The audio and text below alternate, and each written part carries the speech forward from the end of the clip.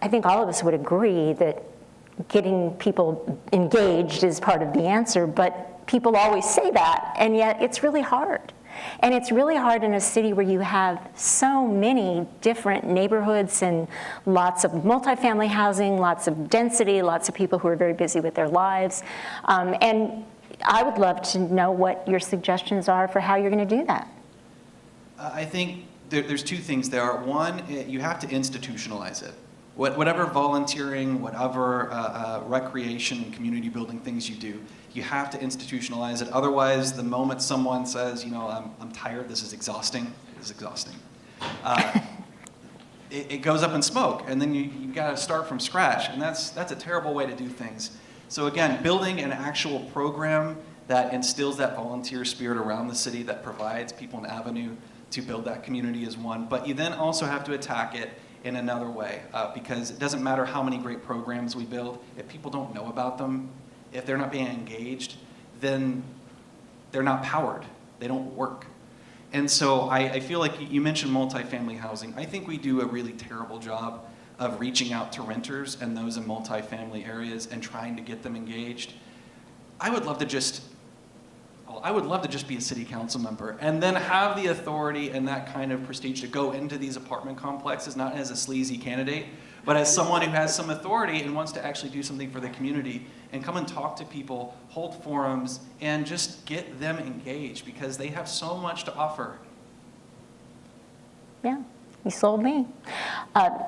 So what would be one of the first steps you would take? You talk about multifamily housing. How do you just start knocking on doors? How would you start? All politics is retail. And so in that way, yeah, you got to go and cold call and make relationships, build relationships.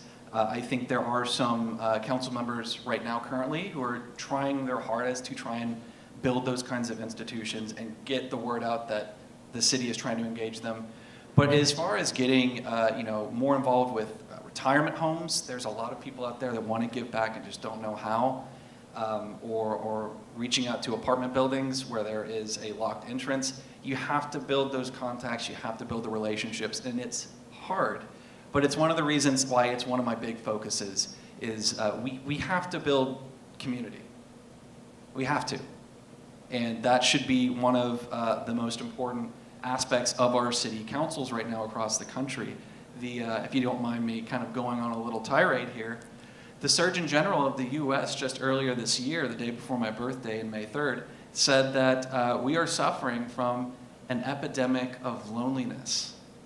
And his number one recommendation was for our cities to build up our social infrastructure, to leverage our public spaces, and to engage people so that we can rebuild those connections, especially those that after COVID have been severed in so many different ways.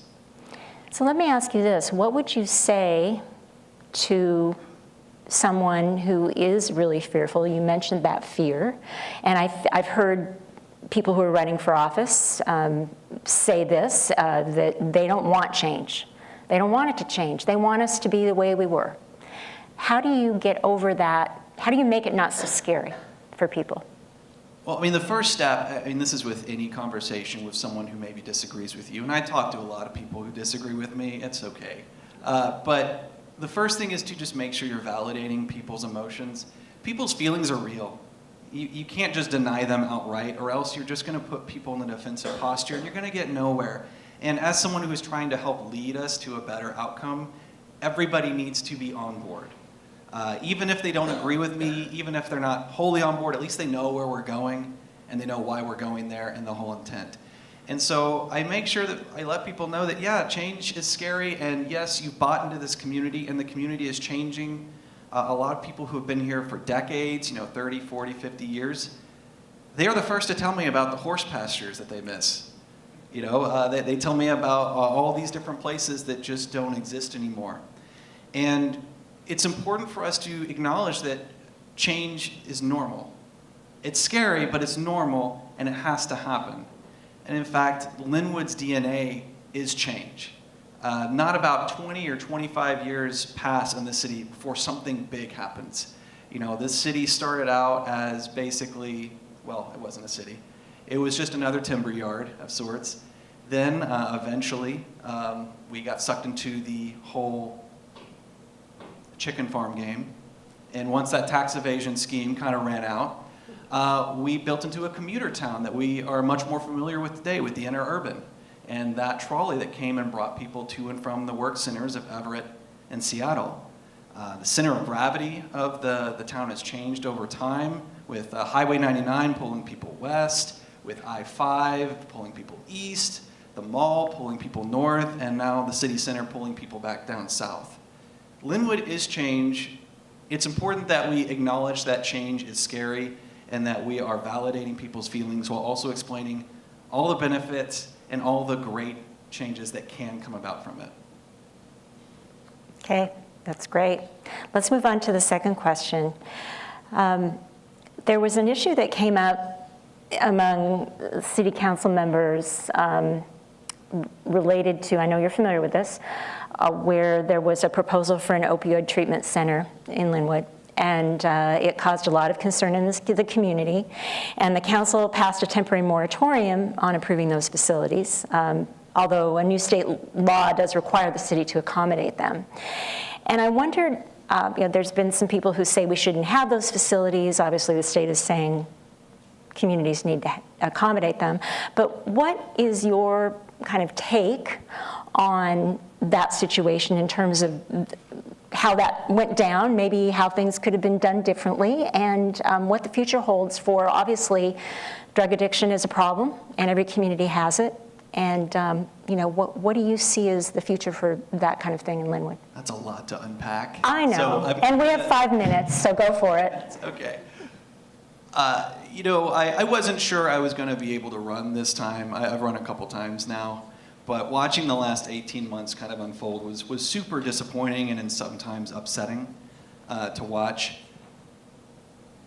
The whole way the Acadia facility went down, I think there's no argument that it could have been done better and that they were fairly lazy in checking all the boxes to get this facility placed in the city. I don't think there's any debate about that. It was not a very transparent process. That being said, once that started, there was a big conflation between mandatory opioid treatment facilities and voluntary opioid treatment facilities that was super unhelpful and was scaring the bejesus out of people in that area. There was a lot of information that was mishandled and gave out that turned into essentially misinformation about how these kinds of facilities are run, and that's just not helpful. You can, again, validate people's feelings. Yes, it is scary to have something like that just show up in your community, especially right next to a Boys and Girls Club. People's concerns are real, and that's okay. But when we talk about these topics in an adult way and actually give good information, that's the role of a leader in the community. That's the role of a city council member, is not to platform bad information or misinformation, but actually talk about this stuff in a way that doesn't dehumanize one another and helps people understand and feel safe in their community. When we talk about public safety, people having a perception of public safety is really important. And I think we've mishandled this topic in such a way that has made the community feel less safe, and that's not good. That's not good. My brother was a lifelong addict, and he went through a lot of this stuff. And I've seen firsthand how these kinds of treatment facilities can really turn people's lives around. He had 7 great years of being sober after going through finally a successful rehab. And everyone's path is very different. Some people can go cold turkey and just, that works for them. Others go through lifelong battles with AA and NA and those kinds of groups helping them along the way. Others need a kind of a step up or a hand held out, and sometimes that may be, methadone or something along those lines. But we shouldn't be judging people who are voluntarily going to get treatment. And that's exactly the facility we were building. This was a facility where the parents may have been dropping their kids off to go to the Boys and Girls Club while they went and got treatment before going to work or something like that. It was deeply upsetting to see how it was handled. And I thought it was disappointing to watch some of the city council members in that time. Okay, thanks very much for that. The next question we want to talk about, and I think this is something near and dear to your heart because you mentioned you're a small business owner. And I was reading some of the ideas you had actually on your campaign website for kind of changing some of the DNA of Lynnwood to embrace small businesses and do it in a better way. What steps do you think Lynnwood should take to be more friendly to business owners and small business owners in particular? What can we do? So I think we do a fairly good job of attracting chains. And I think anybody who goes around the mall would agree. We do a really great job of bringing around regional businesses. But what we're losing out on, or what we potentially may lose out on, are that kind of spontaneous outburst of community expression that are small enterprises, small businesses, entrepreneurs. And I would love for us to liberalize our business permitting and our zoning a little bit in the way that neighborhood commercial zoning works.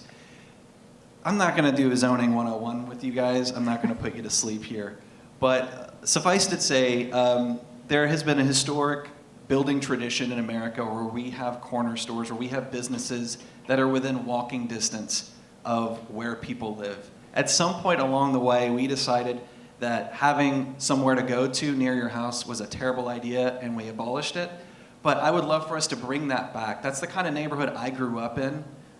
It was called a streetcar suburb, and everything has to be human scale. Everything has to be within walking distance, although you want to have access to transit. And it was a really great environment. I didn't recognize at the time how awesome it was to be able to get my first job at the age of 9, picking up broken beer bottles outside the seafood bar in a landlocked state. I don't recommend that. And just having the opportunity to go and meet my local pharmacist with his hound dog and sneak in soda while picking up my parents' prescriptions. There's a lot of opportunity out there for low-hanging fruit, liberalizing our neighborhood commercial zoning, allowing small businesses, weekend cafes, maybe a retired person wants to open a breakfast restaurant out of their home. This has happened in many places that have older grandfathered zoning in place. I think we could learn some lessons from the past, bring it forward. And then, I'm going to breathe for a second. And just talk about leveraging our public spaces a little bit better to lower that barrier to entry for entrepreneurs. Because one of the things I really want to do is have a food truck program leveraging our park system. There are many reasons to do this. One is Edmonds already does it, and if Edmonds does it, it's got to be okay, right? And at the moment, our food trucks in this city are mostly sequestered to Highway 99 and places like that, while we have vibrant public spaces that could use their help. I think small businesses don't get recognized enough as amenities. These are places that people like to go. It's places people enjoy spending time at. And when it's someone you know who runs it or is making you, I don't know, the tacos or the crepes or whatnot, it's kind of spicing up your day and just making our community more vibrant. I would love for us to do more for those people. And sort of related to that, you mentioned Edmonds, and not to draw comparisons in any major way, but obviously, and that water's for you. Edmonds has a downtown that is next to the water, and it's got shops and things like that. And Lynnwood has got the mall and an event center, and not really a core, right? And I know that there's plans with the city center development to turn that into something that is more walkable and engaging. Do you have other ideas beyond that you think the city should be looking at to kind of get that space that will draw people in to spend time in downtown Lynnwood? Yeah, this just it reminds me, just the other day I was doing an interview, and they asked me of my favorite place in Lynnwood, and I finally capitulated, and I said the mall, and it hurt my soul. I mean, I know the mall is a driver of growth here and of sales tax revenue, but it hurt me to say that. But it is the one place in Lynnwood where we prioritize pedestrians over everything else. And so I can go into the mall and I can walk around, I can walk a loop, I can get a coffee, and I don't have to worry about looking both ways. I own that space, It's about me, it's about us, and it's about being there and having experiences and being in the moment. As far as our downtown goes, I would love for us to take lessons, take inspiration from the mall, and from places like the downtown core of Edmonds to allow for more spontaneous event generation. Public spaces are a blessing in how they can really build vitality into a space and give it that kind of soul and that kind of character. It isn't, the Edmonds Downtown Bowl isn't anything necessarily special. The view is spectacular. But it's really the people that inhabit it, the people that fill those shops, the people that are at Porch Fest playing random music at their front porch. I mean, like that's the soul that people, I feel like, are losing right now. But I talk about this a lot, and I'm kind of digressing. I'll come back around, I swear. But when I talk to a lot of people, they recognize we've gotten really good at building homes right now, but we're not building neighborhoods. And having the kind of social infrastructure where we have places for people to host events and that there is a habit of going out and being in public in those spaces, I think is really important. On the Parks Board, I've been very proud to have been a helping hand in designing and advising on the new parks that Northline Village is going to have.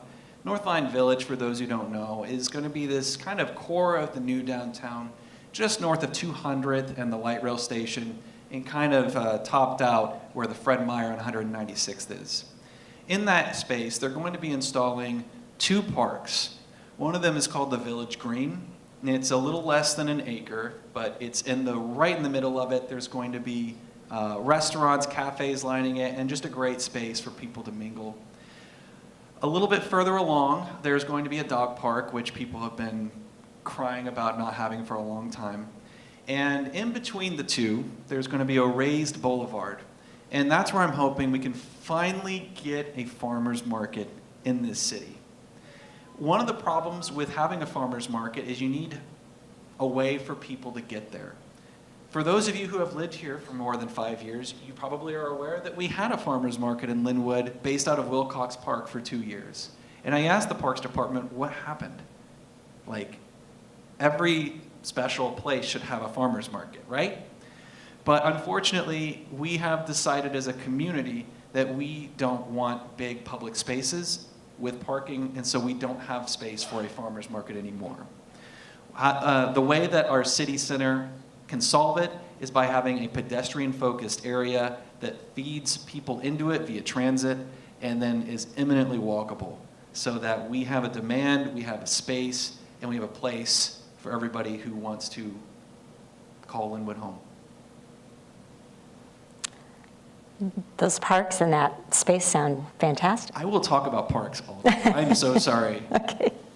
Well, I think it's time now to move on to audience questions. And do we have some tickets to pull out of the boxes that anybody? We did. Is that on?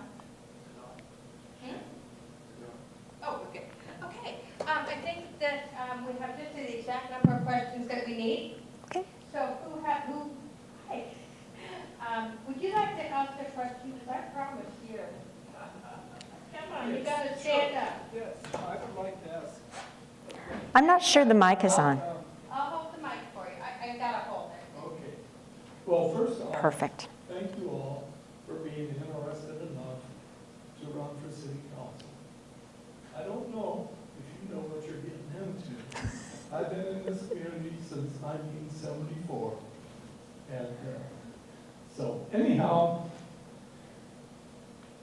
what I'm interested from all of you, I know more about him than you guys, is what life experiences you have, education and job history, including military service, that you think qualifies you to be an effective manager of the city's approximately $1.5 billion budget and dealing with social and economic problems that are occurring.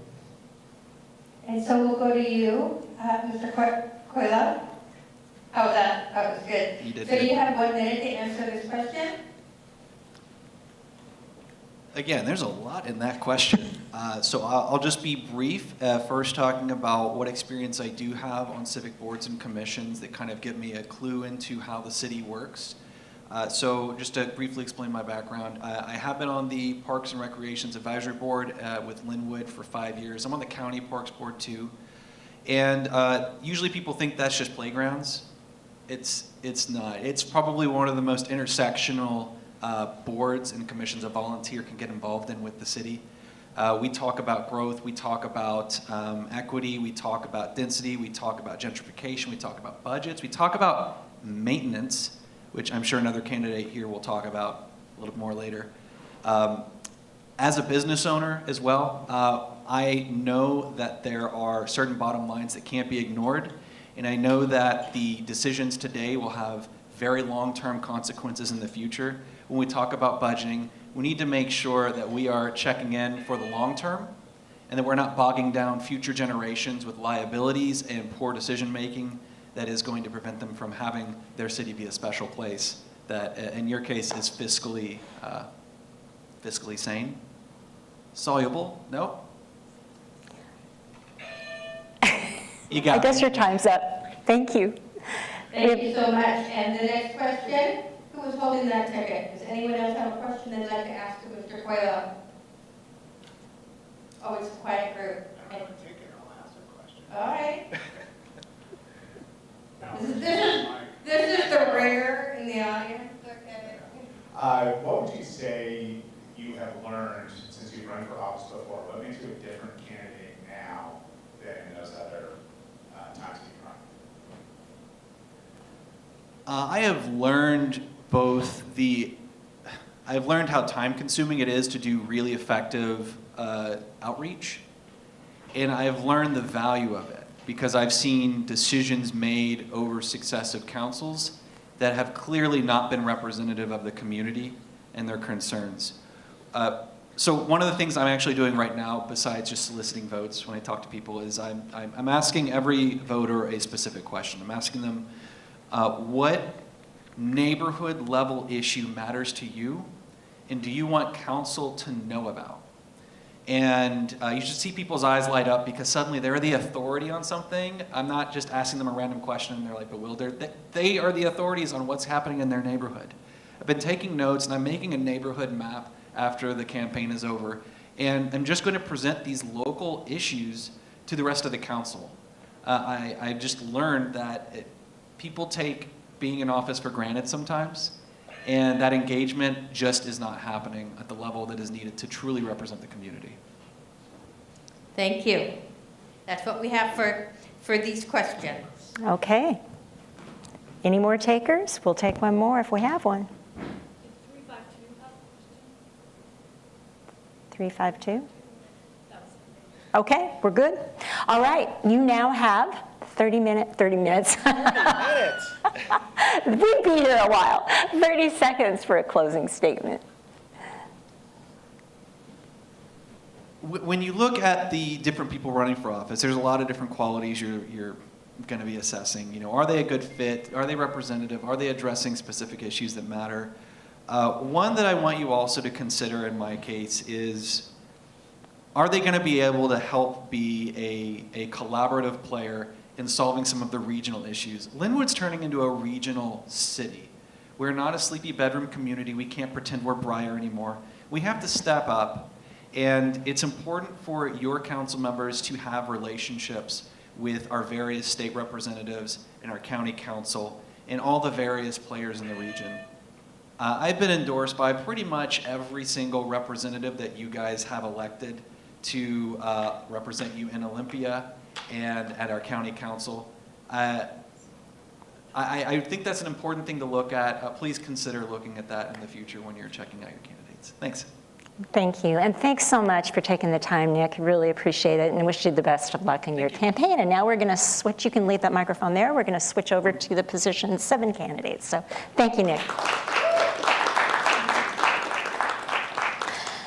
And if we could have Derek Hanish and David Parshall come to the chairs, the comfy chairs.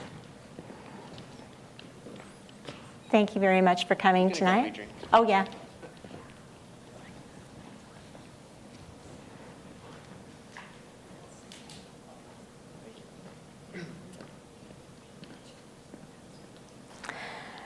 Well, we'll make sure we get off on the right foot. We're going to start with opening statements, and I'm starting with alphabetical order on the first one. So, Derek, you can go first. Can you hear me? Do I have to hold something? Sounds like it's working. Oh, now it's working again. Sometimes it sounds like it's working. All right, hi, I am Derek Hanisch. I'm running for Lynnwood City Council, position 7. And I was sort of inspired by this city because my whole life has been relatively miserable and obscure. And then one day I found myself moving to Lynnwood to help take care of my grandparents. They happen to be here, and I'm very lucky. But Lynnwood was the first city that ever welcomed me, and the first time I ever felt like there was a community where I was welcomed. I got a job right away with Value Village, which is now gone, the Edmonds version. And I enrolled right away in Edmonds College, and now I'm an alumnus at Edmonds College, and that was a very valuable experience. And I've just always felt welcome in this city, and so I want to make other people feel welcome. I'm a big fan of our saying, all are welcome in Lynnwood. And it's sad that it's a divisive saying. I say it to pretty much everyone, and some people I know that they're going to object to it, like, oh, that's one of those radical, left-wing phrases that they're trying to introduce in the city. But that's basically what I would like to do with running for city council. Thank you very much. David? Hi, my name's David Parshall, and I have really deep ties in the Lynnwood area. My parents actually met and fell in love at Old Lynnwood Junior High School, which no longer exists anymore and was torn down in the 1980s. But I was born at Stevens Hospital and grew up in the Lynnwood area, went to schools here, and then later moved away for college. I went to the University of Washington. I have a degree in political science and a master's degree in education and a Washington State teaching certificate. And then I moved back here because I was teaching in the Edmonds School District, and I returned to my old home of Lynnwood about 15 years ago and bought a home in the area. And I was telling my students, you gotta get interested in local government, and I realized maybe I needed to be more interested in local government, and that was how I started to develop an interest in Lynnwood City Council, started going to their meetings. I still go to their meetings every week to prepare for this job of being on the city council and know what's going on with the city council. And so that's kind of what led me to running for office here in Lynnwood and giving back to the community. So thank you for being here today. Thank you very much. We're going to start with a question, and I know we just went through one candidate, so this is going to be different because there's 2 of you. I really want to encourage you to have a discussion with each other about the topic I'm going to introduce, but to kind of set it up so we have a direction, after I do this first question, I would like an initial brief answer of about 30 seconds, and then we can dive into the details. So, and we will start with the answer with David, since we had Derek start first with the opening statement. And the question is this: let's talk about the changes that will occur with the opening of the Lynnwood Link Light Rail Station in 2024. In your view, again, you can give a brief overview first of all, and then we can dive deeper. What are the challenges that light rail will bring, and what are the benefits? And David, you can start. So right off the top with light rail, the Lynnwood Police Department estimates that about 50,000 people, in addition to what we already have coming through Lynnwood, which is about 100,000, another 50,000 people will be coming through the Lynnwood, Mount Lake Terrace area on a daily basis, which is a huge increase for the city of Lynnwood. So the baseline is we have to deal with a lot of the challenges that come with that, whether they be traffic, public safety. Those are going to be big. Just when you add that many people, it makes a huge difference.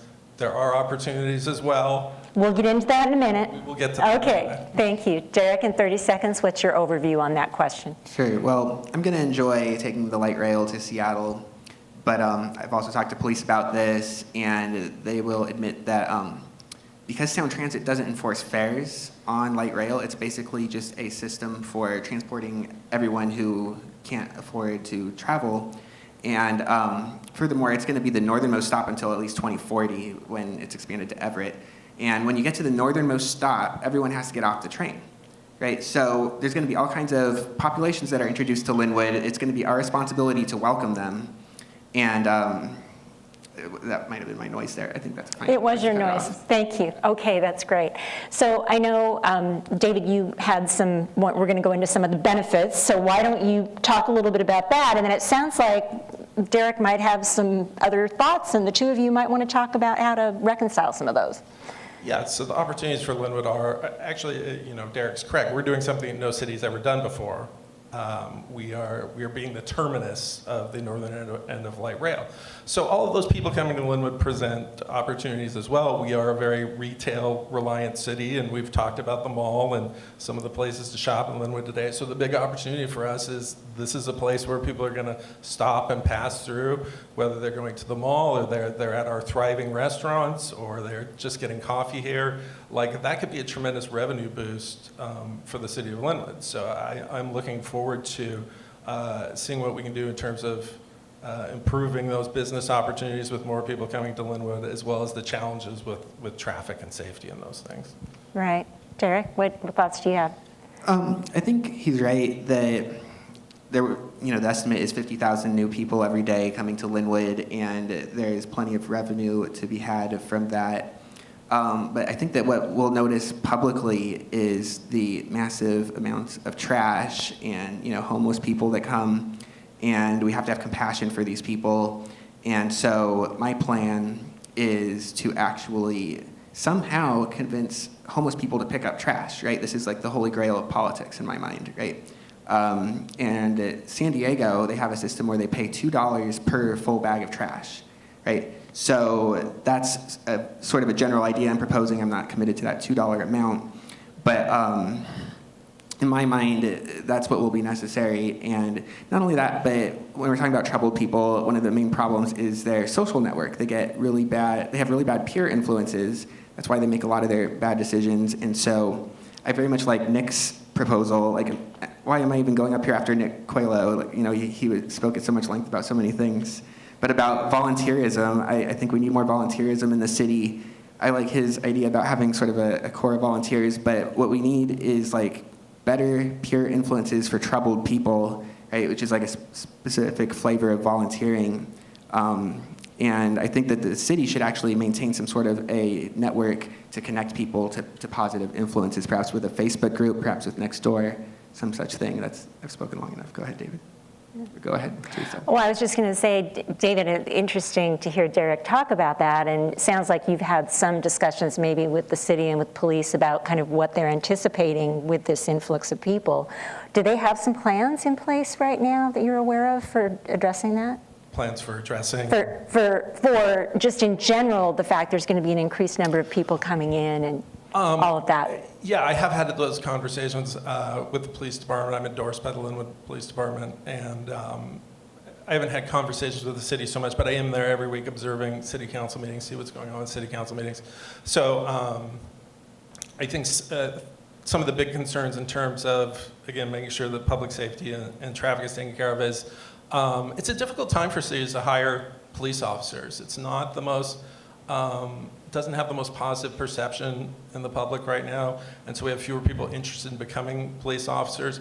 And additionally, we also have tremendous competition between cities here in the Puget Sound area for the very best officers. And I know there's concern in the city of Lynnwood, are our compensation levels enough to make sure that we can make sure that our police department is fully staffed? And with those additional people coming to Lynnwood, this is definitely a time where we don't want to be behind the 8 ball and not being able to hire the officers we need and have the staffing levels we need, because they are going to deal with that 1/3 increase in the number of people that are driving and shopping and being in Lynnwood every day. So I think that staffing levels are our biggest challenge right now as a city and a police department. Yeah. Any other thoughts from you on that, Derek?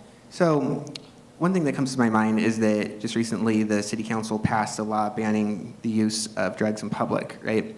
And I support that law, I support enforcing it, but I didn't mention in my introduction that I was homeless for 5 years in my 20s. Even longer than that. And I have been around homeless people doing drugs, all kinds of drugs. I never really did that many, but it sounds great. Like, we're going to criminalize the use of drugs. It's like people will figure out how to do drugs without being seen, right? Like, that's it's really not going to be that big of a deal. And then furthermore, we are opening up the new Lynnwood jail. I just want to give a shout out to that. Like, people are going to be staying at the jail and leaving 5-star reviews on Yelp. It's like the Taj Mahal of jails, so we're very lucky about that. So I think that'll also contribute to efforts toward a positive outcome in public safety. Okay. Well, right on time. Let's move on to question 2. And we will start we started with David on the last one, so we'll start with Derek on this one. Or no, did I get mixed up? So you have to keep me on track. Am I right? Yep. Yeah? Okay, thank you very much. All right, so this question is related to retail sales tax, which is obviously a major revenue generator in Lynnwood. But the question is it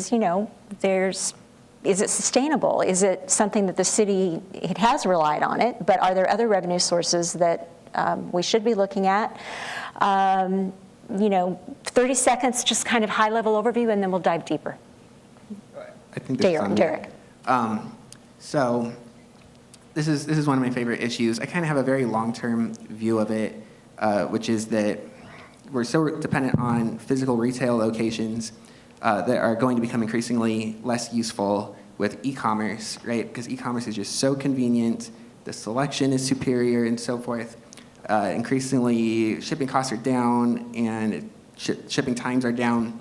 So yeah, it's really like an era of like market forces where we had like malls and big box stores, and just the way that production works now, there's definitely a time limit on that.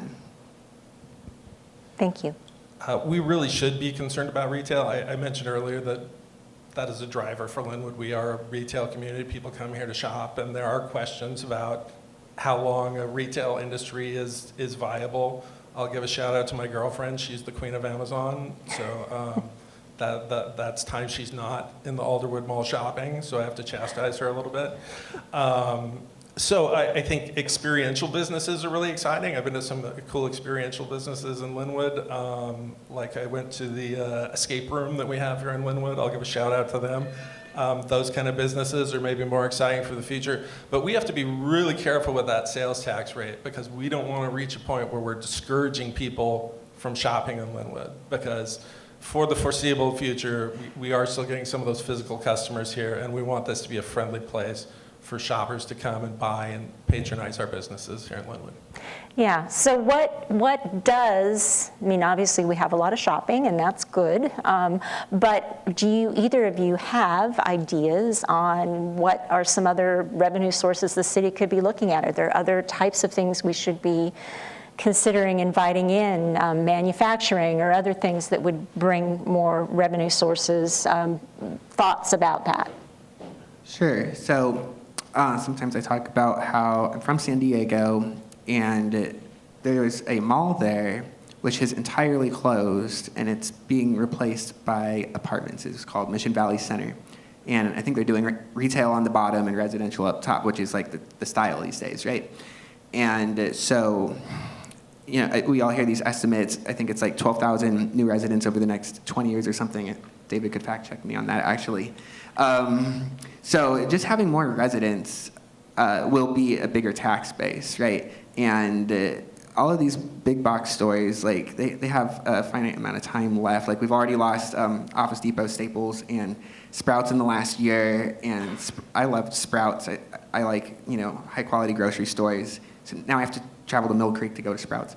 But anyway, so yeah, it's like a phase of the market, and so there aren't going to be stores in the future that have large amounts of inventory, and I think that the tax base will shift to actual residents. Any thoughts on that? Yeah, that's a tricky one.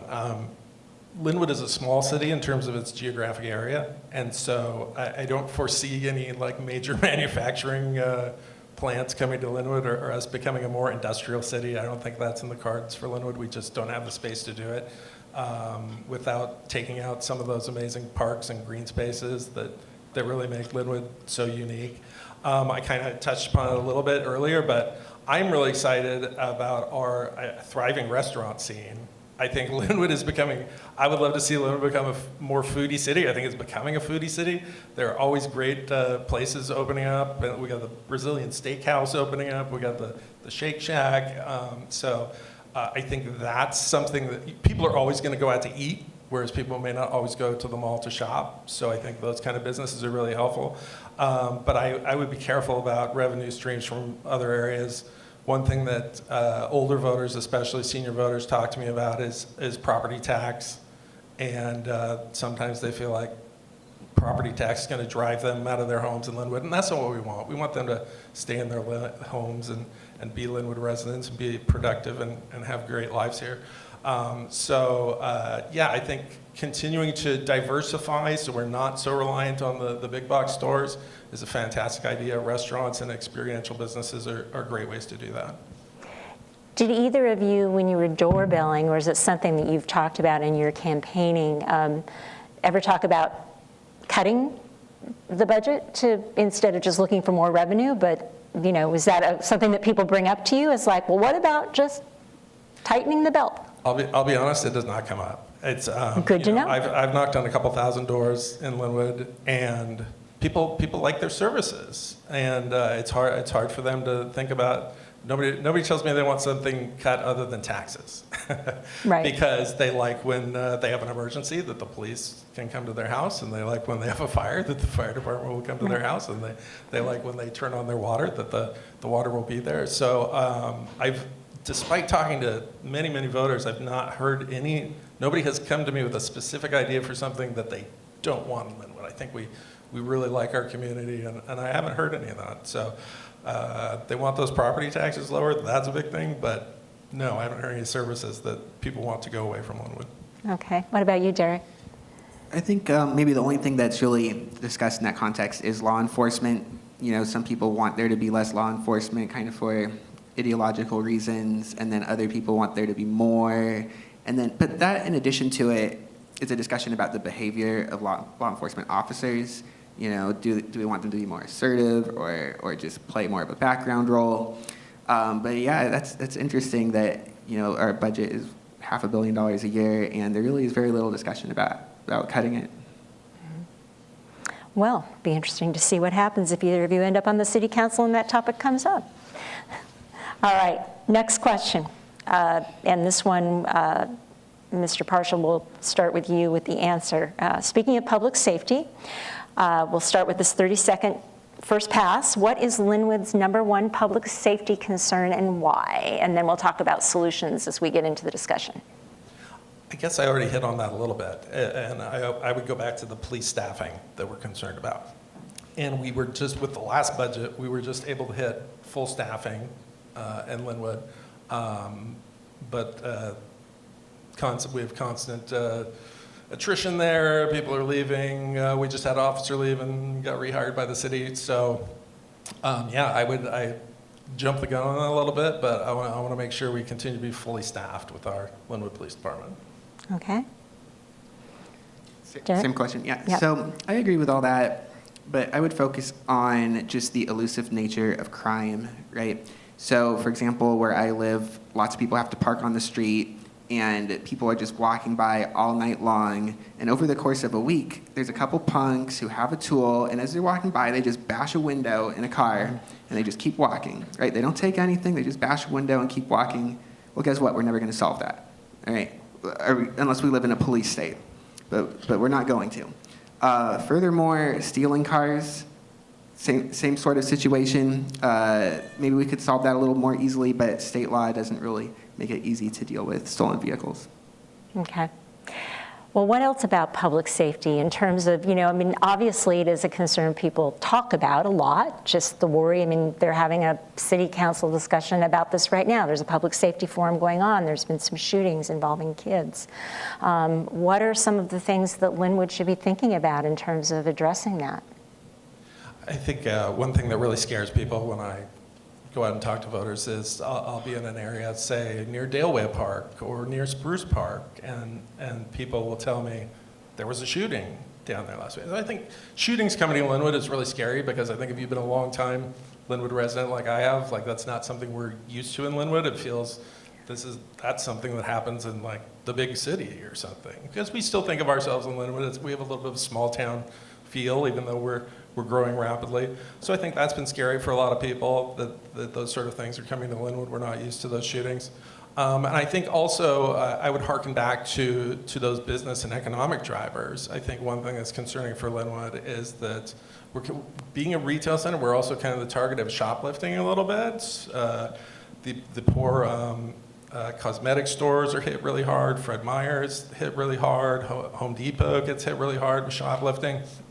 And we're the ones that pay for the cost of those stolen goods and merchandise. Those costs are passed along to us. So it's nice in terms of public safety if we support businesses by reducing some of that shoplifting. Shoppers want to feel safe when they come to Lynnwood and shop here. I've heard stories of fentanyl in bathrooms at Fred Meyer and those kind of stories, and that's a shopper that's maybe not coming back to Lynnwood if they're exposed to something unfortunate like that. And the police have done an excellent job, in fact, working with other law enforcement agencies, and we actually do sting operations here in Lynnwood to go after some of the shoplifting. And these are people that are taking thousands and thousands of dollars. I don't know the details of how they're able to get so much merchandise out of these stores, but that's a concern for public safety as well. We want to continue to make Lynnwood an inviting place for both businesses and shoppers, and so we want to make sure those are safe areas. Yeah. Derek, what ideas do you have about that? Yeah, shoplifting is definitely a big deal. Earlier this year, I think that some criminal suspects, they drilled a hole through an iPhone store, an Apple store, to get to the Apple store. So they really go to considerable lengths. One of the issues with crime is that you police it afterward. And so that's really inconvenient just regarding the nature of crime. But we need to police it because, the punishment can be a deterrent and so forth. We still, it's not necessarily the highest crime that the country has ever seen, right? Because right now we kind of are in a little bit of a high crime era, but in the past, especially the 70s and the 80s, there was, in many ways, there was a lot more crime. And we can look at that and learn, and it's not satisfying, but learn what's helped to end that high crime era. And the main thing was just that people got older, right? Because people age out of committing crime, right? So we need to be vigilant. We need to do what we can, but we need to have reasonable expectations. And maybe I have a moment here. So there's this serenity prayer, right? God grant us the serenity to accept the things we cannot change, the courage to change the things we can, and the wisdom to know the difference. Right? So much of politics is us trying to change the things that we cannot change, right? And we're just living in a high crime era right now, and it's scary, and people should take care of themselves, but the government can only do so much. Well, on that note, maybe we'll move on to the next, unless you have more thoughts. Well, I was going to say, I think one of the really good things we're doing is we do have a great parks department here in Lynnwood, and I mentioned Daleway Park and Spruce Park as being two places where there were shootings. And I think as city council people, we have the opportunity to make positive impacts in some of these areas where crimes are happening. The best way to reduce negative behavior in our parks is to increase good behavior in our parks and make them more attractive and have more people there, because crimes happen when fewer people are around, and that's why those people are often not caught. So the more that we can get people to our parks, the better. One thing I'm really excited about is Gold Park is going to have a disc golf course now in Gold Park. And I know the disc golf community is really fanatical about their disc golf, and so I think we're going to have a lot of people going through there using Gold Park in a positive manner for some physical activity, and that will hopefully reduce some of the negative activities that happen in the park. And I think we should look at all of our parks and find ways to utilize them for community building and athletics and those sort of things, and it'll be a real benefit to all the people of Lynnwood in reducing crime and giving them more activity, which people want. Okay. Yeah. And I guess we're done with our segment. I wanted to give you an opportunity, though, if you had anything you wanted to add. I'd say something briefly. Yes, you may. Yeah, just briefly. So I had this proposal earlier for sort of a social network to interact with homeless people, get them better peer influences, and I think that would be important to, some degree with public safety, but a lot of the problems that we have are actually organized criminal gangs, and so that's a pretty tough nut to crack. Yeah. Okay. Thanks for that. So the last question we have is, and we touched about this a little bit in the last candidate discussion with Mr. Coelho, but some longtime residents say they don't like all the change that's happening, while others say change is inevitable and we must plan for it. Let's spend 30 seconds starting, let's see, we are back to Derek. What is the top challenge you think the city of Lynnwood is facing right now, and why? Well, I guess I look at Lynnwood and see the future. Right now, the challenges are probably public safety, but I feel like it's sort of a writing is on the wall situation, and really one of the responsibilities of our leaders is to consider the future. And we've already discussed at some length what I think the biggest looming disaster is, which is the Sound Transit, which I will enjoy riding to Seattle, and I will be happy for all the good that it brings. But it has additional, strings attached, which is, a whole different sets of populations for us to welcome. And I don't say that sarcastically. That's what I would say. Okay, just in time. I do think the answer to your question is we do want to be proactive, because if we don't plan for Lynnwood, somebody else will plan for Lynnwood. We saw that this year. The state legislature passed HB 1110, which affects housing in Lynnwood, and essentially they're telling all the cities of Washington State how to do their planning for affordable housing and more housing, because they were frustrated with the slow pace that some cities were taking. So it's an advantage to us to be proactive and make sure that Lynnwood is making those decisions before some other governmental entity tells us how to make those decisions. So we need to plan Lynnwood for Lynnwood. Am I done? You're done, but we have more. Sorry. No, you're done with that, but now we're going to talk more. And it's interesting that you brought up housing, because I think that's a good point. I think that is, I saw a fair amount of community discussion about that when the legislation was being discussed. And there are people who love their single-family neighborhoods, who feel very threatened by the idea that this zoning is going to be mandated. Either of you, please weigh in. What would you say about that, in terms of is it something that people should be worried about?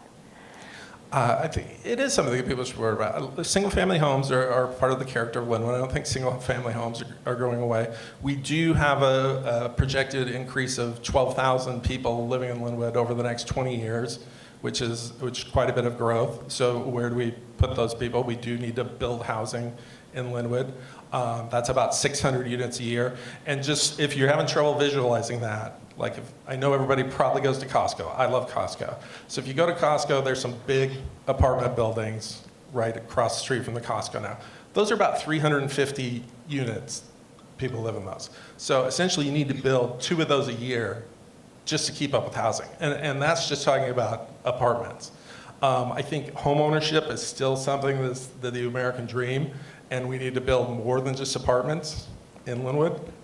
When I came back here, I purchased a condo, and I live in a complex of 15 units, which probably goes on the space of what would be 2 or 3 maybe single-family homes. So it's a lot more, it's home ownership in a slightly different way, a little more density, and we have a great little community, which I love. So I think we're going to see more of that for first-time home buyers. It's going to be a little different than it was after World War II, and there were all these vast suburbs that people could move out to and live in. So first-time home ownership is going to look a little different. I don't want to scare off the single-family homes in Lynnwood, but we also have some potential there, maybe some cottage housing and stuff that goes with those single-family homes to increase our amount of housing without changing the character of Lynnwood too much. So again, as I said earlier, let's plan Lynnwood for Lynnwood so we're ahead of these problems and we keep the character of the city that people like so much. Okay. Derek? Well, keeping with the theme of my comments earlier, in the long term, I think we have plenty of space for building as we, make different use out of what are currently large retail stores, right? Because it won't be cost effective to keep them as large retail stores. Like imagine James Village, right? Or like where Joanne Fabrics is, right? So I think that we'll use all that up before there's a question about encroaching on single family homes. And that's all private property. So That's what I would say, is that this is not really discussed that often, is the conversion of, antiquated systems of, buildings and living and working. Yeah. Thank you. Right. And of course, there's the argument, which I'm sure you've both thought about, is just that there's a lot of parking space in those shopping malls that someday may turn into housing. So that's a whole other story. Yeah. Any other thoughts on that before we move on to audience questions? Well, so I would bring up about, it's somewhat related, like supportive housing, right? We talk a lot about housing for, chronically homeless people and so forth. And so there's 2 points I want to make. First of all, we're kind of in this era of this experiment with like Seattle-style policy, right? Where, someone doesn't have to be sober in order to get supportive housing, right? And I can accept that. But there's this place called Andy's Place. It's in Everett, and I've been volunteering there, teaching people how to play guitar, actually. And talking to the people there, I've learned that it's basically just a drug stash house, right? Or that's one of the things that it is, right? It's 5 floors tall. It probably costs $10 million to build, fully staffed with security and nurses and everything. And they allow for it to be used as a drug stash house. At least that's the impression that the guys that I talk to get, right? Like they can make their own statement about it if you ask them. That's what we really can't allow it to happen in Lynnwood, is what I would say. So supportive housing, yes, but there needs to be some sort of rational standard. Do you have an opinion about that, David? No, I'm gonna pass that one. All right. Okay. Because that's another hot topic I've heard people talk about too. I know that there are facilities that do or don't require that. So, okay. You'll pass. All right. Well, let's get on to audience questions. And Linda, would we like to have the gentleman ask his question again that he directed to everyone? He has 2 questions. All right. Oh, wait. Turn this on. Oh. Want it on my lap? Turn it on. Would you like to ask this group? Because we got a system now. Yeah, you betcha. We appreciate your involvement. There you go. You You'll be heard- recorded. You heard the question that I asked Nick. And what I'm interested in is, what is your background that you think qualifies you to handle a $500 million budget and the social and the economic problems that are coming? There's an epicenter of those problems just south of us. In my time here, I worked downtown for 30 years, and I watched it. And since I've been retired, I've watched it come here. And it's here. How do you place your education and experience for handling those problems? Thank you. Yes, please. I guess I will discuss my background. I said a little bit before. I'm a teacher and a coach, and I taught and coached in the Edmonds School District at Lynnwood High School and Mount Lake Terrace High School. The biggest thing that I budgeted for was my basketball team, and our budget was like $3,000 a year. So that's just my honest answer. I would also say, like, unfortunately, that city council this is the starting level of government. This or school board, and you're right, sir, that both of those. We'll be dealing with big budgets. We'll be dealing with a lot of people. I think that I've prepared myself by going to city council meetings every year, every week, and I've seen a lot of those budget discussions in the past. We did the budgeting last year for Lynnwood. It will come up this year for whichever of us is elected. It'll be part of our first year because that's a biennial budget. So I've at least seen the process before and know the discussion. But I think ultimately, there's not a ton that can prepare you other than what I'm doing and trying to watch and learn as much as possible. I've worked hard to earn endorsements of people that know the job, and I think therefore know that I can do the job. I've got endorsements in the state legislature, Lynnwood city government, county government. These are people that know and trust me, know I'm going to work hard for the city of Lynnwood, know I have the intelligence and the ability to do the job. Your turn, Derek. Thank you. So if we're talking about an epicenter, which presumably is Seattle, moving north, and now it's here, I think we're talking about like when we drive through Seattle and look around and it's a trash city, right? And like Lynnwood's going to become a trash city unless we get homeless people to pick up trash. But yeah, it's not a joke, but it is funny. But anyway, so I have that lived experience. I know about homelessness. I was homeless for over 5 years. And I feel like all of our discussions about this really important issue just kind of missed the mark in so many ways, and I've discussed that a bit here. But let me tell another personal story, 30 seconds.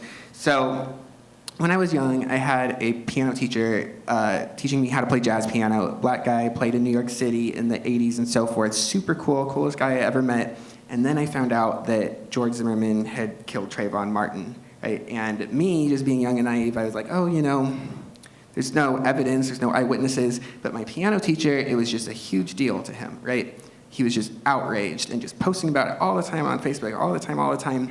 And that was when I realized to really take other people's opinions seriously. So I have my own lived experience, and then also, too, I have a lot of compassion for what other people have to say. Very good. Okay, we have another question here. So clearly, two candidates, no incumbent for this seat, so somebody new would be joining the council here. In many people's opinions, there's been a lot of dysfunction on the council over this last term, and I wonder, as a new person on the council, what you would bring to try to solve some of that, and how you see yourself fitting in with the existing council. Derek, I think we'll start with you this time. I'll start this time, yeah. So my main experience in a legislative body was at UW, where I'm a current student. I've been on the student senate for 2 quarters, right? And the way it works there is there's like a radical left-wing faction, which is like 95% of the student senate, and then there's like this 5% renegade right-wing faction, which is trying to frustrate their entire agenda. And so I was sort of like the go-between between the 2 factions because, like if you see my literature over there, I'm the best of both worlds. I'm on the right, I'm on the left. You know, I believe in housing first and sobriety first, right? Like just any given issue, I will see both sides of it.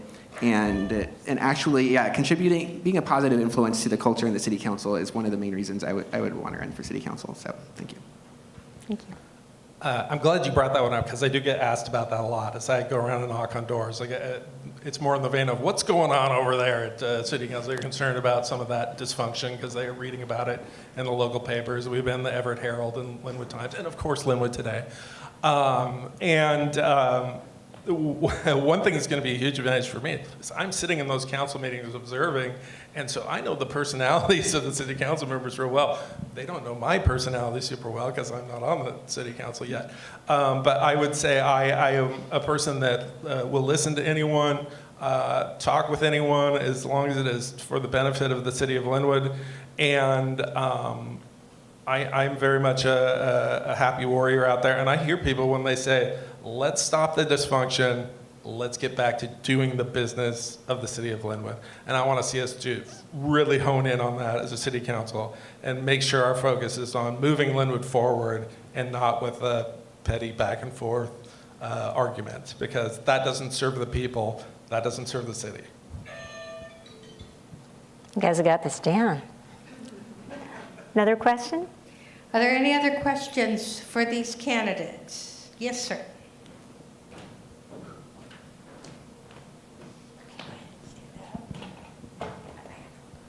Thank you. So I think we've talked about sound transit coming into Lynnwood and the influx of people that will bring and some of the problems that have been happening down in Seattle. One of the issues I've been following pretty closely is what's been going on in Burien related to homeless people and some of the camping habits that they have in public spaces. Do you think the council should consider some sort of ordinance related to camping in a public right-of-way as a priority for next year? Or do you think we should be a little bit less proactive on it and wait for it to actually become an issue before we pass some sort of legislation to address it? I do think one of the tricky things where we live is, so we're Lynnwood, Malik Terrace, Briar, Edmonds, Mukilteo, Everett, all sort of surround our cities.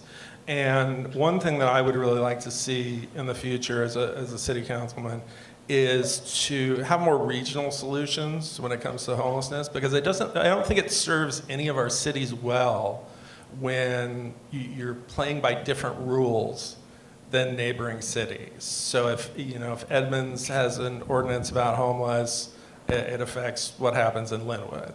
If Everett has an ordinance about homelessness, it affects what's happening in Lynnwood. So I would really like to see whatever we do, that those cities have common interests and common goals and common borders, that making some sort of regional solution between our cities is the best way to go, rather than Lynnwood going it alone and laying down how it's going to be. Because I think if the rules are the same from city to city, we're all playing on a level playing field, and it's ultimately better for all of us. Derek? Well, as it is right now, governments are free to trespass people from public property, right? But there's a complicated ruling.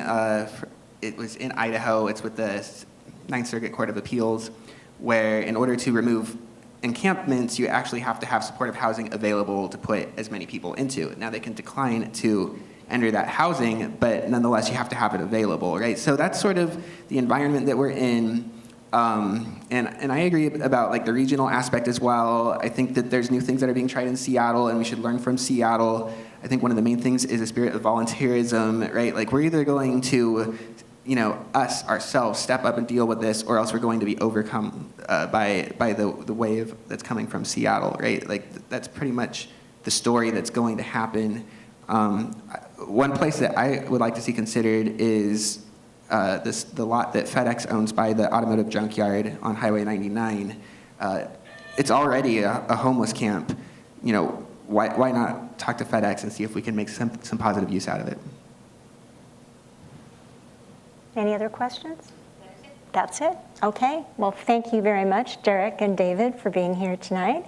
And we now have, you need to look at me and give me the eye, 30-second closing statements. And let's see, we start with David. Thank you for being here tonight. Thank you for your engagement in the community of Lynnwood.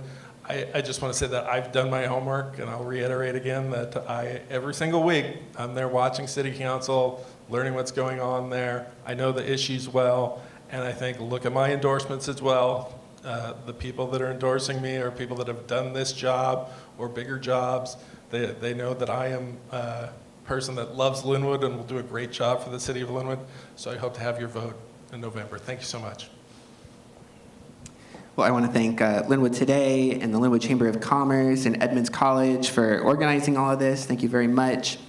I just want to say that what I want more than anything is for there to be less hostility in our politics, right? And so long as I live in Lynnwood, I will be trying to contribute toward that end. And regardless of what happens this election, look me up next year. I will be working on that same mission next year as well. And thank you very much. Thank you. And now I will say thank you to you both for being here, and give them a round of applause.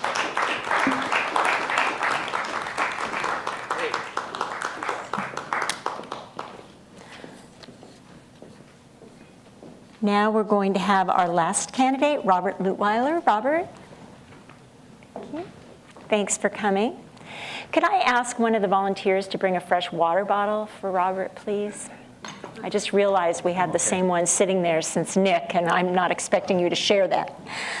It's a little bit too much community, maybe. Yeah, maybe too much. All right. Well, I'm going to give you your chance for your 1-minute opening statement as soon as we get the water. There we go. Thank you, Kathy. No, I'm good. I didn't touch mine yet. Oh, okay. Oh, thank you. So I'll just give a little bit of an introduction. So I came to the Puget Sound back in 2010 when I was stationed at Joint Base Lewis McChord. I served in the Army for 5 years. After I got out of the Army in 2015, I was fortunate enough to be able to remain here in the Puget Sound and begin my civilian career.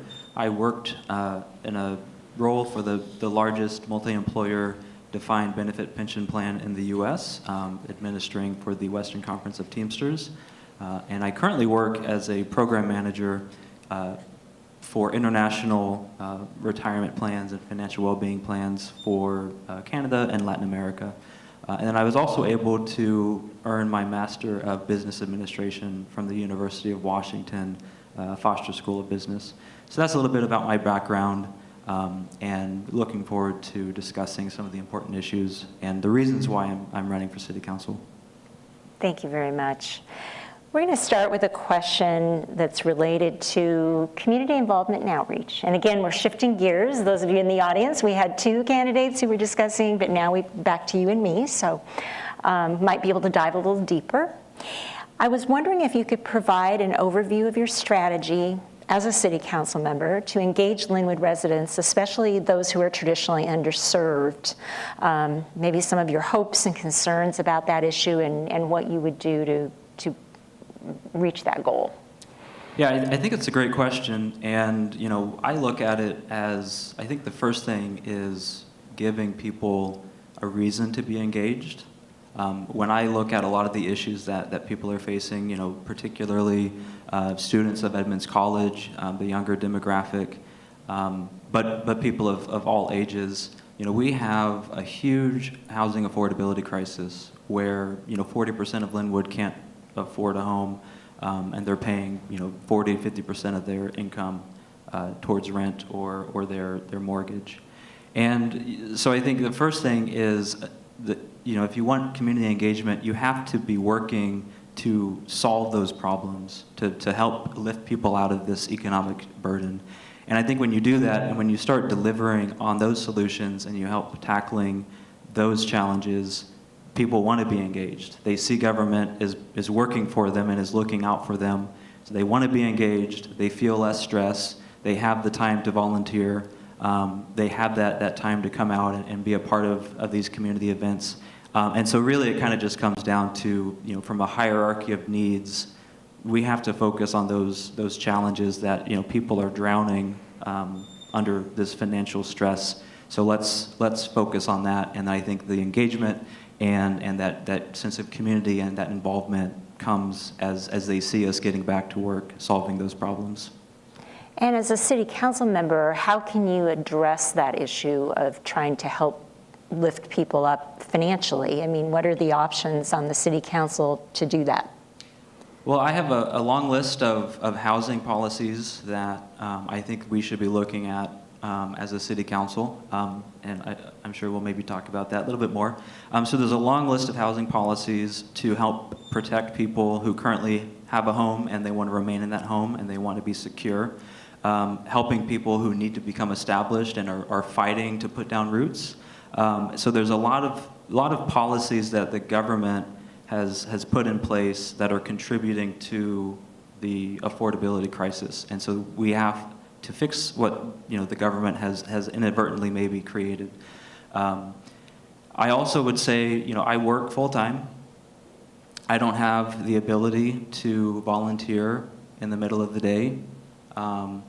I'm fortunate to work a steady 9 to 5, so I can make the city council meetings at 6 p.m. Or you can watch them online after. But people who work night shift, people who work multiple shifts, people who have all those responsibilities plus childcare, they can't participate in a lot of those opportunities. So I think that's the perspective I would mention for myself, where again I've got a full-time job.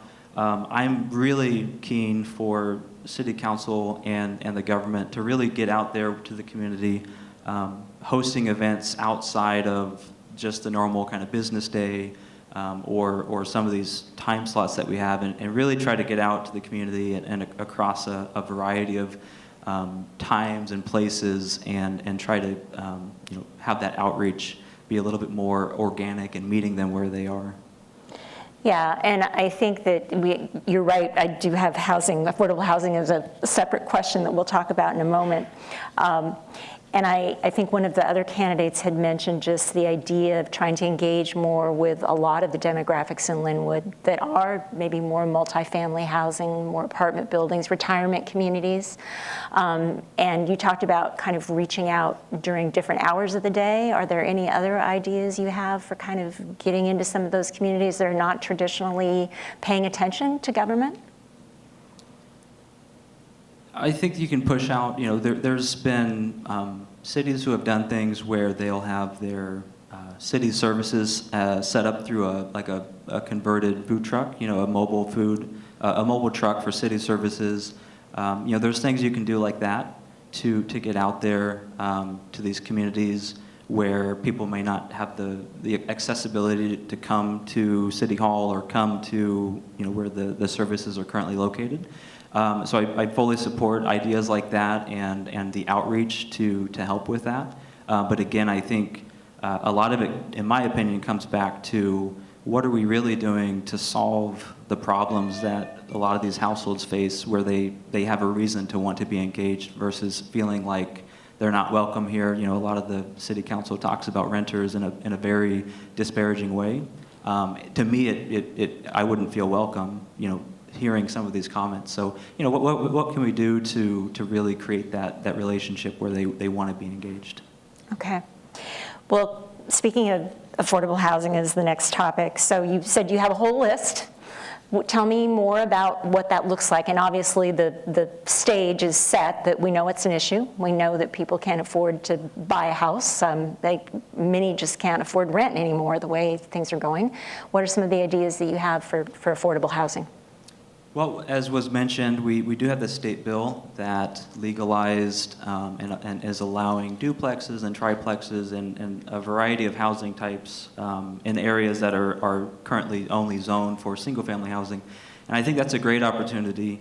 And it's something where when it's talked about with our city council, it's a lot of the downside. And I think it's presented in a very negative way, and there's not a good conversation around the benefits. I've made the comment before that missing middle housing, this idea about housing like a duplex, a triplex, cottage housing, housing that used to be prevalent in the U.S. and then it was banned and as a result of exclusionary zoning. That is a return to what worked for cities. The AARP is an advocate for missing middle housing because it provides housing diversity that might suit someone better as they've gone through life and you no longer need the split level home that you might have raised a family in, but you don't want to have to leave your neighborhood, you don't want to leave your city, so maybe a smaller home fits your needs better. It is a way to add to the housing supply at no cost to the city or as a program that the government has to administer. It's a way to increase, the overall market supply of housing without having to find out where does this money come from. So missing middle housing, I think, it's really important to talk about because it's been subject to so much misinformation and not enough discussion about the benefits of it. And we need a city council that wants that to be successful as we look at how does this actually get implemented across all the cities now that the state has passed this bill. I'm also a supporter of a rent board or a rent agency for Lynnwood, where you have a system for tenants to be able to look up if they have a rent increase that their landlord has posted. They have a way to check that against this rent agency, this rent board, to make sure it's being done in a compliant manner, to give them a little bit of support against a landlord or a property manager that might be trying to take advantage of their situation, evict them illegally, and give them more resources to, again, give them that stability and that security in their housing.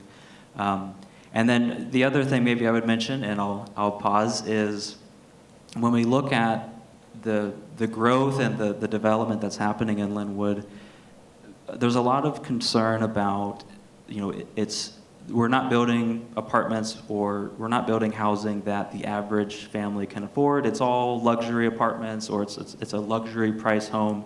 That comes up a lot. And I think what the city can do there is do what we can to speed up the permitting process. Time is money for developers. And so they need to recoup that, through things we don't like, but we kind of encourage. So we add these costs, and then to offset those costs, developers have pressure to build these buildings as large as they can, and so then they end up cutting down trees that we would like to preserve. So, if we want to influence the price of the housing units that are being built, and we want to preserve trees in the city, and we want to promote the green space, we need to work with the developers to streamline some of these costs that we have. So you can speed up the permitting process. You can set it up so that instead of having to pay their fees very early on in the process, they can pay them at the time of occupancy. And so these are things that you can do that they make a difference in terms of the cost that the developers are incurring, and then they're passing on to whoever's buying or renting that housing unit. Okay. That's a good list. So the next question, speaking of trees, many cities are starting to address the issue of climate change by taking action at the municipal level. If elected to the city council, could you talk about whether this would be a priority for you? And if so, what actions would you take to move that agenda forward? So I talk about housing, transportation, a lot of issues I talk about from the lens of the environment and climate change. I, number one, think the city needs a climate action plan. We don't have one currently. There's many cities, just even in the area, that we could have looked to for helping to stand that up. So I fully support a climate action plan to help us tackle this more deliberately and have a better strategy of how do we incorporate all of these policies across the board. And when we talk about housing and the density and the growth that Lynnwood is seeing, that type of development is far better for the environment. We're preventing unnecessary sprawl into areas that are currently farmland or currently undeveloped. And so, we have to, it's a trade-off of we do sacrifice some of the green space, or we do sacrifice some of that in Lynnwood. But what we're doing is we're taking a stand to protect our natural environment elsewhere in the state. So I think that's something that, it's totally fine to be against some of this growth, but those people have to live somewhere. And so it's, what part of this, of our beautiful state do we want to turn into another, suburbia, city? And, the other thing I'll mention is tree canopy, protecting our trees, preserving green space. One of the ways that it gets talked about is some kind of restriction on private property owners. That we want to restrict developers, for example, who own a lot, or just an individual who owns a lot. We want some kind of restriction so that they can't cut down trees. And Seattle is kind of going through this right now, trying to figure out some kind of plan for protecting their tree canopy. And I think we have to be careful, because when you approach it from that angle, people are incentivized to maybe cut down trees early in their stage of life or growth before they reach whatever size restricts them from being cut down. So I think we have to be very careful when we put this burden on private property owners, that they need to preserve this, the trees on their property. They need to preserve that, because people will figure out a way to get around it. The strategy I would like, and it kind of goes back to like a climate action plan where we're much more deliberate about this, is what is the city doing for the property that it owns to preserve and expand green space? We've got parks, which are obviously a great treasure for the city. One of the other ways I look at it is when we talk about our roads and the road projects we're doing. Trees, in my opinion, should be set up as just a core part of our infrastructure and planning. Trees are a way to make the roads safer for drivers, safer for pedestrians and bicyclists by providing a physical barrier. It makes it safer for, again, the drivers by promoting slower speeds. It changes the geometry and their experience, as they drive down the road. So it promotes, very quantifiable improvements for safety for everyone on the road. It also expands our tree space and tree canopy. It helps with, when we look at rainwater and how do we manage the water that's coming down, and we have, we've got kind of have this trade-off of all of Lynnwood that we've paved over with parking lots and roads and everything, that has to be balanced out through either things like planting trees, which naturally absorb a huge amount of rainfall, or it has to be managed by developing our infrastructure to manage and control all that wastewater and all that runoff that is just immediately flowing through the city, across the streets and the parking lots and the pavement, into our sewers, and creates a problem that we have to fix at great expense to the city. Yeah. All right. Well, we're done with that question. Last one before we go to audience questions. Lynnwood prides itself in being a city that is welcome to all. We've talked about this in some other segments tonight. How would you stand up for groups that feel they are marginalized, particularly the LGBTQ community? We talk about dysfunction with our current city council, and I think dysfunction is definitely an issue that we're facing with the city council, and I think we're also dealing with a city council that, at least in part, has really antagonized and exacerbated this issue that we're seeing with hate speech. Really, very just outright anti-LGBT plus hate speech. I think it's important to stand up when that's happening. We have that happening in Lynnwood. The city council has, in my opinion, kind of encouraged this by not standing up to misinformation when they have the opportunity, making maybe a decision that is just not something they want to get into. So I think it's important to stand up and speak out against this pretty disturbing trends that's happening in Lynnwood and Snohomish County. There's been White Lives Matter, pamphlets and literature that have been seen and scattered through people's neighborhoods in the area. We've had multiple examples here in Lynnwood with protests where these groups come in, the Proud Boys or the 3%ers. We've got these groups that are widely considered a hate group that come in, and they're not met with any kind of resistance or at least an acknowledgement from the city council that these are not values that we want to these are not Lynnwood's values. All are welcome, is what we say. And do you really feel that way if you're in some of these groups and you see the city council is just so ambivalent when they have this opportunity to speak out? And the reality is people are dying because of this. Even just the perception that you look like you are trans. That's enough. That's happening. That alone is justification to be attacked or murdered. There was a story of a young girl playing, kind of Little League, and was perceived as a trans athlete, and was not at all. But just that physical perception, people now feel, for whatever reason, they feel like they can now act out and do that. Like that is just, so abhorrent.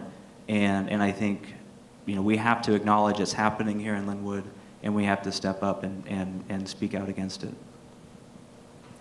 Thank you very much for that. So, Linda, do we have some questions? Oh, thank you. That's okay. Keeps us on our toes over here.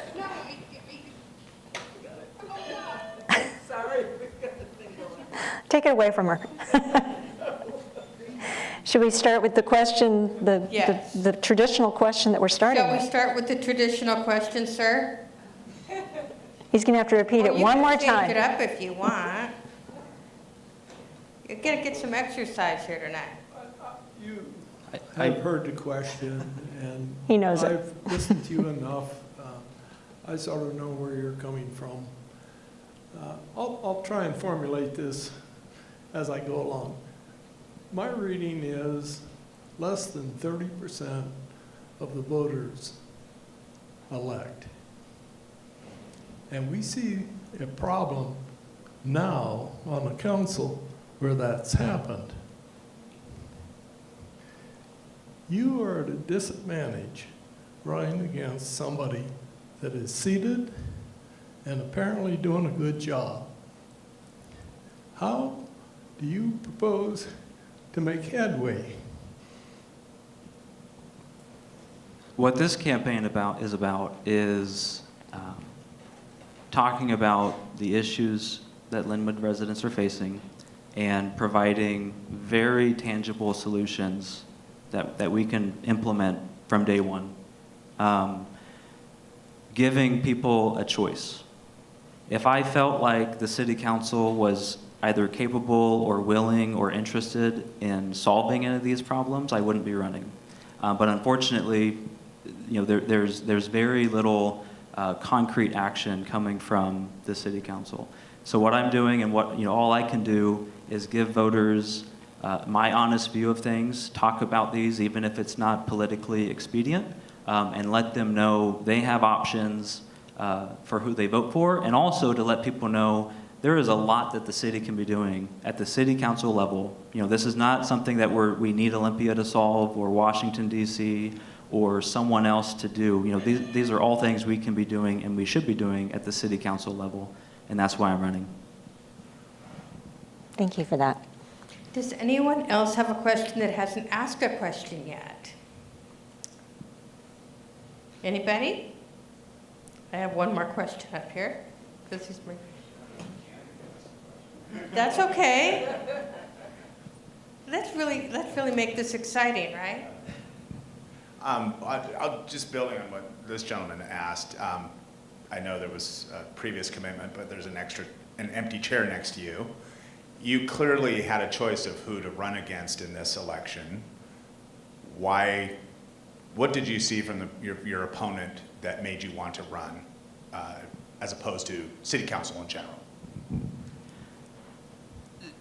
I don't see long-term decisions and long-term thinking from most of the city council, including my opponent. An example of that would be, the city council attempted multiple times to defund road maintenance, which was blocked by mayoral veto. And then we turned around and we spent $2.5 million of the COVID ARPA funds, the federal funding that we have. We then spent $2.5 million on street improvement. And you think about the crisis that came about from COVID and the issues we're still dealing with, and where could $2.5 million have gone to? We're giving pocket change in comparison to some of these organizations that are trying to solve for food security, mental health services, and where's the thought process that leads you from trying to defund street improvements multiple times to then turning around and using $2.5 million out of $10 million on street improvement? That to me is the kind of short-term thinking that Lynnwood is kind of suffering from, where you don't have long-term thinking and a clear vision of what we're trying to do and how we're going to get there. And we're just making decisions that kind of work at the given moment or work for the given term or the next election. Thank you. Any other questions? I think that's it. All right. Well, thank you very much, Robert. Thank you to the other candidates. Thank you to Edmonds College for hosting us tonight. Thank you to the Lynnwood Chamber for co-sponsoring. This is being recorded on YouTube on the Edmonds College YouTube channel, so for anybody who wants to watch it later, they can do that. And you're making signals.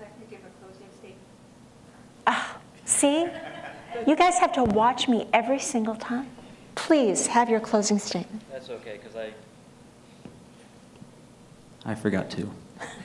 Yeah, you were supposed to be. It's late for all of us. I'll just say this. There are important issues that we're facing. Lynnwood residents are facing, the city's facing. We've talked about a lot of them tonight. So to me, city council it's not a stepping stone. It's not it's not the first step of climbing the ladder somewhere. You know, city council is the job. It's important to focus on it, and it's important that we have people looking at, you know, where is Lynnwood trying to go 20, 30, 40 plus years? How do we get there? That's why I'm running. We need a collaborative city council. We need to be looking at these issues, you know, very data-driven, focused on solving the problems, setting aside the ideology, the disputes, the political distortions that are happening. That's why I'm running, and that's what I'll bring to the city council is you know, focused on solving the problems and doing it in a very collaborative manner, bringing together all of the city council and all of the residents as we do that. Thank you very much. Thank you to the timekeepers for keeping us on track, and yes, you did a great job. And thanks again, Edmonds College, Lynnwood Chamber. Really appreciate everybody being here. Appreciate the YouTube link for people who want to watch later on the Edmonds College YouTube channel. Have a good night, everybody. Thanks for coming.